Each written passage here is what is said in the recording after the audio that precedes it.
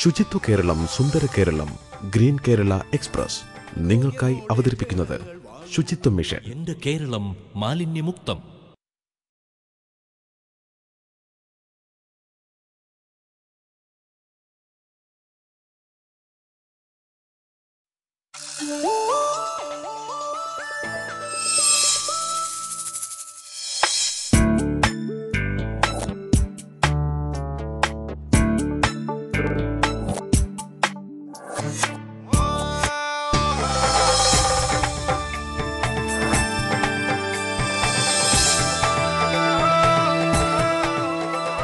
നമസ്കാരം.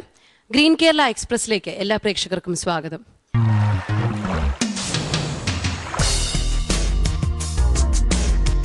നമ്മുടെ judges doctor KP Kannan, doctor Vineetha Menon, doctor RVG Menon, Shri R Heli. കൂടാതെ ഇന്ന് നമ്മോടൊപ്പം അതിഥിയായി പ്രശസ്ത സാഹിത്യകാരനും സാമൂഹ്യ നിരീക്ഷകനുമായ ശ്രീ KL മോഹനവർമ്മ. വേളൂക്കരക്കാരൻ ജയൻ ആരാധിക്കുന്നത് മോഹൻലാലിനെയോ മമ്മൂട്ടിയല്ല, മറിച്ച് പ്ലാവിനെയാണ്. അദ്ദേഹം ഏകദേശം 3000-ലധികം പ്ലാവിൻ തൈകൾ നട്ടുപിടിപ്പിച്ചിട്ടുണ്ട്. ഇതുകൂടാതെ പ്ലാവിനെക്കുറിച്ച് അദ്ദേഹം ഒരു പുസ്തകവും എഴുതിയിട്ടുണ്ട്. ഇതുകൂടാതെ നിരവധി വ്യത്യസ്തങ്ങളായ കഥകൾ നമ്മോട് പറയാനുണ്ട് വേളൂക്കരക്കാർക്ക്. നമുക്ക് സ്വാഗതം ചെയ്യാം തൃശൂർ ജില്ലയിലെ വേളൂക്കര ഗ്രാമപഞ്ചായത്ത്.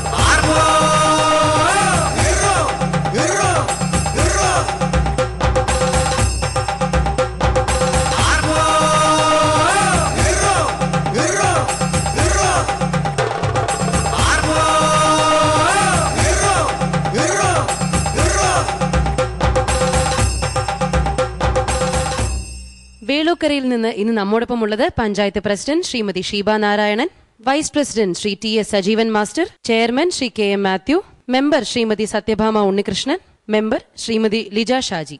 വേളൂക്കരയുടെ മാത്രം പ്രത്യേകതകൾ എന്തൊക്കെയാ? വേളൂക്കര ഗ്രാമപഞ്ചായത്ത് തൃശ്ശൂർ ജില്ലയുടെ തെക്ക് ഭാഗത്തായിട്ട് ഇരിഞ്ഞാലക്കുടയ്ക്കും കൊടുങ്ങല്ലൂരിനും മധ്യേ ഉള്ളൊരു പ്രദേശമാണ് വേളൂക്കര ഗ്രാമപഞ്ചായത്ത്. പിന്നെ അവിടുത്തെ ജനങ്ങളുടെ മുഖ്യ തൊഴിൽ കൃഷിയാണ്. പഞ്ചായത്തിനെ സംബന്ധിച്ച് ഒരുപാട് ചരിത്രപരമായ സംഭവങ്ങളുണ്ട്. ചരിത്രപ്രസിദ്ധമായ കുട്ടംകുളം സമരത്തിലെ നായകൻ ശ്രീ സഖാവ് KV ഉണ്ണി, അദ്ദേഹത്തിന് ജന്മം നൽകിയ നാടാണ്. അതുപോലെ തന്നെ സ്വാതന്ത്ര്യ സമര സേനാനികളായ PC കുറുമ്പ, തറയിൽ കേശു, കാക്കനാടൻ കുട്ടൻ എന്നിവരൊക്കെ തന്നെ വേളൂക്കര പഞ്ചായത്തിലെ ആളുകളാണ്. പ്രത്യേകിച്ച് നമ്മുടെ ചാതുർവർണ്ണ്യം കൊടികുത്തി വാഴുന്ന കാലഘട്ടത്തിൽ പന്തല്ലിപ്പാടം എന്ന ഒരു നാട്ടുരാജ്യം പറയ സമുദായത്തിൽപ്പെട്ട അയ്യൻ തിരുകണ്ഠൻ എന്ന നാട്ടുരാജാവ് ഭരിച്ചിരുന്നു നമ്മുടെ വേളൂക്കര ഗ്രാമപഞ്ചായത്തിലാണ്. പിന്നെ 1200 വർഷത്തോളം പഴക്കമുള്ള വെളയനാട് പള്ളി വേളൂക്കര ഗ്രാമപഞ്ചായത്തിലാണ് സ്ഥിതി ചെയ്യുന്നത്. വേളൂക്കരയുടെ നാട്ടുകാഴ്ചകളിലേക്ക്.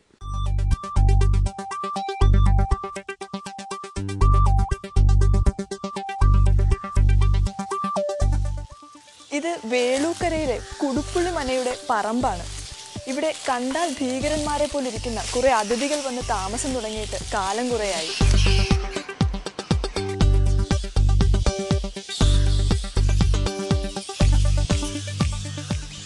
ഇതുപോലുള്ള ലക്ഷക്കണക്കിന് വവ്വാലുകൾ ഈ പറമ്പിലെ മരങ്ങളിൽ താമസിക്കുന്നുണ്ട്.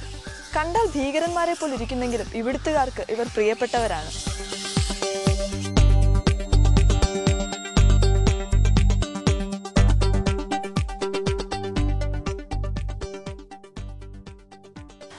പോത്തിൻ കൊമ്പുകൊണ്ട് ചീപ്പുണ്ടാക്കിയാണ് ഇവിടെ. ഇങ്ങനെ ചീപ്പുണ്ടാക്കാനുള്ള ടെക്നോളജിയും മെഷീനറിയും ഒക്കെ കണ്ടുപിടിച്ചത് ഈ അവിട്ടത്തൂരുകാരാണ്. ഒരു കാലത്ത് 50ഓളം പേർ പണിയെടുത്തിരുന്ന ഈ മേഖലയിൽ ഇപ്പോൾ 4-5 വീട്ടുകാർ മാത്രമേ അവശേഷിക്കുന്നുള്ളൂ.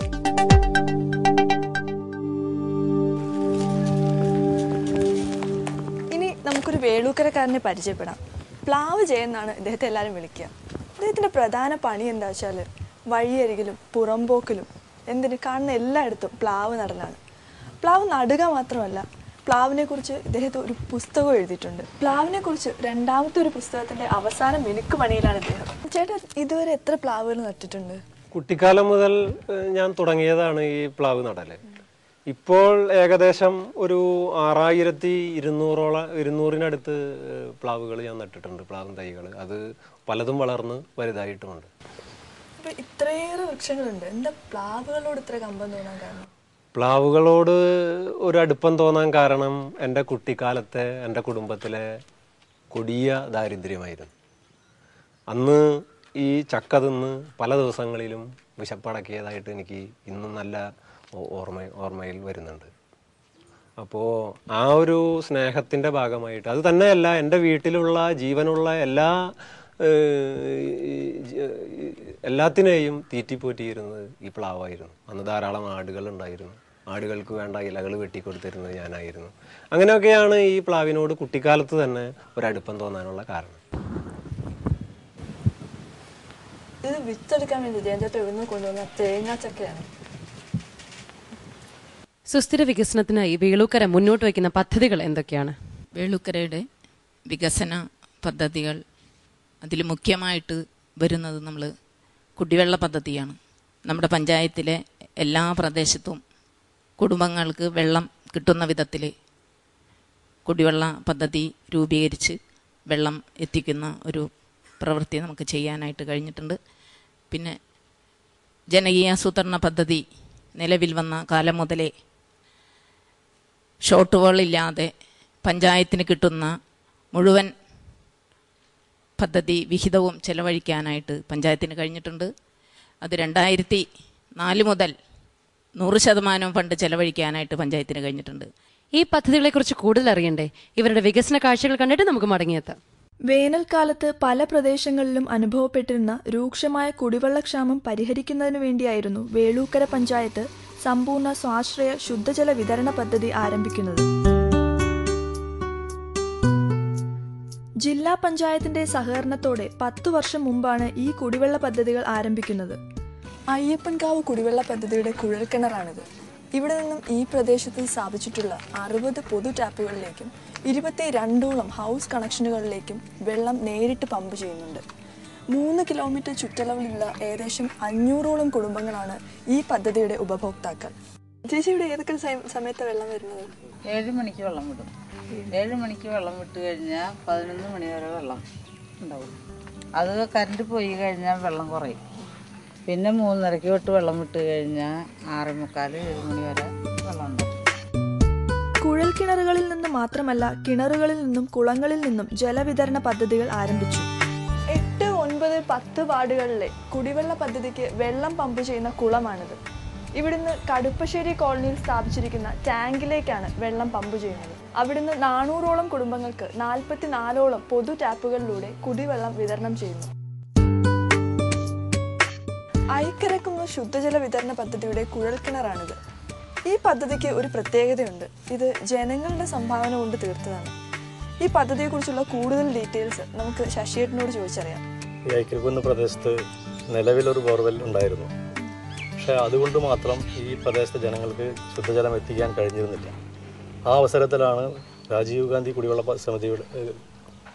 പദ്ധതിയുടെ പേരിൽ ഇവിടെ ഒരു ബോർവെൽ നിർമ്മിതമായത്.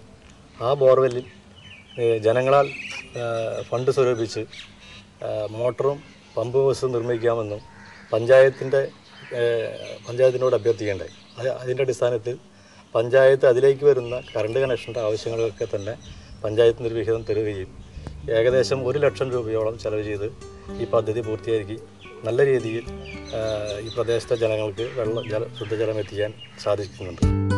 പദ്ധതികളുടെ നടത്തിപ്പിനു വേണ്ടി ഗാർഹിക ഉപഭോക്താക്കളിൽ നിന്ന് മാത്രം പ്രതിമാസം 50 രൂപ കരം ഈടാക്കുന്നുണ്ട്. ഈ തുക പമ്പ് ഓപ്പറേറ്റർമാർക്ക് പ്രതിഫലം നൽകുന്നതിന് ഉപയോഗിക്കുകയാണ്. പമ്പ് ഹൗസുകളുടെ വൈദ്യുതി ചാർജ് പഞ്ചായത്ത് അടച്ചു വരുന്നുണ്ടെങ്കിലും തുടർന്നുള്ള എല്ലാ ചെലവുകളും ഗുണഭോക്താ കമ്മിറ്റികൾ ഏറ്റെടുത്ത് നടത്താനാവും വിധം പുനഃക്രമീകരിച്ചിട്ടുണ്ട്. കുടിവെള്ള പദ്ധതികളുടെ പരിപാലനവും ചെറിയ ചെറിയ മെയിൻ്റനൻസും ഒക്കെ നടത്തുന്നത് കുടിവെള്ള സമിതികളാണ്. സമ്പൂർണ്ണ കുടിവെള്ള പദ്ധതിയുടെ ഭാഗമായിട്ട് പൈപ്പ് ലൈനിന് നീളം കൂട്ടുന്ന ഒരു പ്രോജക്റ്റ് ഉണ്ടായിരുന്നു. ഇതിൻ്റെ കൺവീനറായിരുന്ന ഗോപിച്ചേട്ടൻ നമ്മളോടൊപ്പം ഉണ്ട്. ചേട്ടാ, ഈ ഒരു പ്രോജക്റ്റ് നിങ്ങൾ എങ്ങനെയാണ് നടപ്പിലാക്കിയത്? പദ്ധതി ജനകീയ കമ്മിറ്റിയാണ് നടപ്പിലാക്കിയത്. പദ്ധതി നടപ്പിലാക്കുന്നത് സർക്കാരിൻ്റെ 27 കിലോമീറ്ററാണ് സർക്കാർ എസ്റ്റിമേറ്റ് തന്നത്. അത് വാർഡുകളിലെ ജനങ്ങളുടെ കൂട്ടായ്മയുടെ ഭാഗമായി